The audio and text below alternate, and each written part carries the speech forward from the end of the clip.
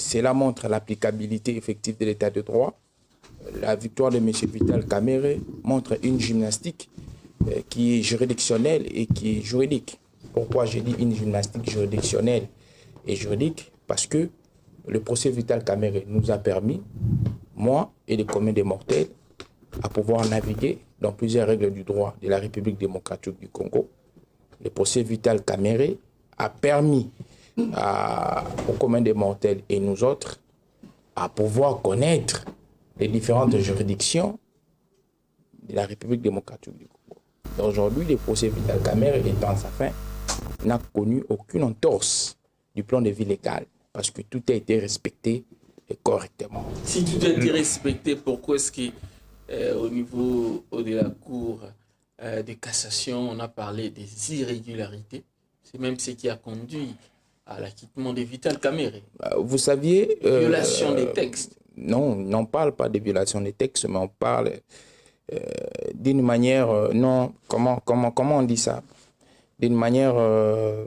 peut-être les textes n'ont pas été appliqués tels qu'elles sont. Parce que vous savez une chose, M. Merveille, lorsqu'on est en matière pénale, il ne faudrait pas balbutier, il ne faudrait pas divaguer. Lorsqu'on est en matière pénale, il faudrait être chirurgical, il faudrait être précis et rigoureux. C'est cette sens de précision, c'est ces sens d'être précis qu'on a demandé aux juridictions inférieures qui n'ont pas pu faire. Et lorsque les juridictions inférieures ne peuvent pas faire ce travail, on va remettre le travail à une juridiction qui est supérieure, d'où vous allez voir même il y a une hiérarchisation des juridictions pour permettre l'interprétation de différentes lois. Donc moi je pense qu'à mon niveau, pour être dans la première partie et pour achever votre question, que M. Vital Kamerhe, le procès de Vital Kamerhe a connu une gymnastique qui serait juridique et juridictionnelle. Et aujourd'hui, c'est le corollaire de cette gymnastique-là qui a donné l'acquittement de M. Vital Kamerhe. N'oublions pas que nous sommes en matière pénale. Par rapport à la collaboration de M. Vital Kamerhe et M. Félix Antoine Tshisekedi, je trouve qu'il n'y a rien de spécial. Déjà, M. Félix Tshisekedi n'était impliqué ni de loin ni de près dans ces procès, il faudrait le savoir. M. Félix Tshisekedi émane d'une institution président de la République. Et M. Vital Kamerhe était conduit vers les cours et tribunaux, qui est une autre institution de la République. Et comment voulez-vous marier la justice de la République et l'institution président de la République?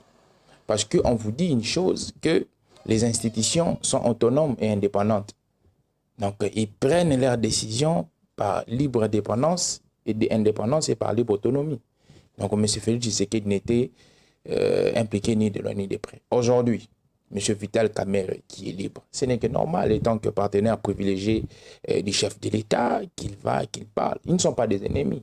J'ai dit ici au début, il faudrait éviter les sensationnels et les motifs. Les sensationnels va vouloir mettre Vital Kamerhe devant un fait accompli, va vouloir opposer M. Vital Kamerhe à M. Félix Tshisekedi, qui ont été des partenaires de longue date. N'oublions pas, Nairobi, c'était Vital Kamerhe et Félix Antoine Tshisekedi. Aujourd'hui, comme M. Vital Kamerhe n'a plus de contentieux en justice, et je pense que M. Félix Tshisekedi a voulu le voir pour qu'il parle. Il ne faut pas aussi oublier que M. Vital Kamerhe, c'est un érudit, c'est un intellectuel et c'est une tête pour la République. Et donc, c'est une personne qui a assumé plusieurs fonctions au sein de l'État, qui connaît le rouage étatique congolais. Donc, moi, je pense que ce n'est que normal qu'on puisse les rencontrer, qu'on puisse les consulter. Il ne faudrait pas aussi oublier que M. Vital Kamerhe, antérieurement, était directeur de cabinet de M. Félix Antoine Tshisekedi Tshilombo. Il faudrait mettre tous ces indicateurs-là en jeu pour analyser ces faits. Merci.